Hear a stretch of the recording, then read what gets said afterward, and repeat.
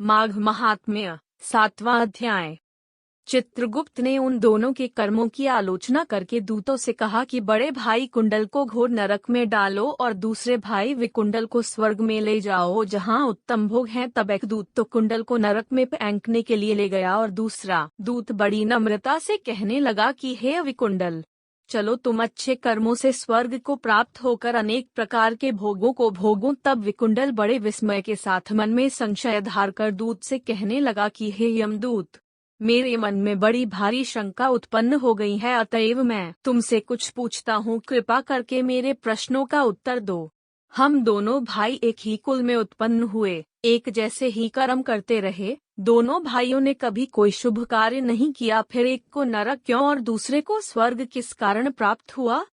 मैं अपने स्वर्ग में आने का कोई कारण नहीं देखता। तब यमदूत कहने लगा कि हे विकुंडल, माता पिता, पुत्र, पत्नी, भाई, बहन से सब संबंध जन्म के कारण होते हैं और जन्म कर्म को भोगने के लिए ही प्राप्त होता है। जिस प्रकार एक वृक्ष पर अनेक पक्षियों का आगमन होता है, उसी तरह इस संसार में पुत्र, भाई, माता, पिता का भी संगम होता है। इनमें से जो जैसे जैसे कर्म करता है वैसे ही फल भोगता है।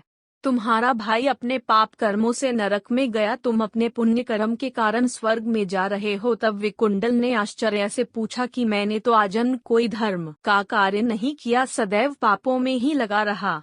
मैं अपने पुण्य के कर्म को नहीं जानता। यदि तुम मेरे पुण्य के कर्म को जानते हो तो कृपा करके बताइए। तब देवदूत कहने लगा कि मैं सब प्राणियों को भली भांति जानता हूँ, तुम नहीं जानते। सुनो, हरिमित्र का पुत्र सुमित्र नाम का ब्राह्मण था, जिसका आश्रम यमुना नदी के दक्षिणोत्तर दिशा में था। उसके साथ जंगल में ही तुम्हारी मित्रता हो गई और उसके साथ तुमने 2 बार माघ मास में श्री यमुना जी में स्नान किया था।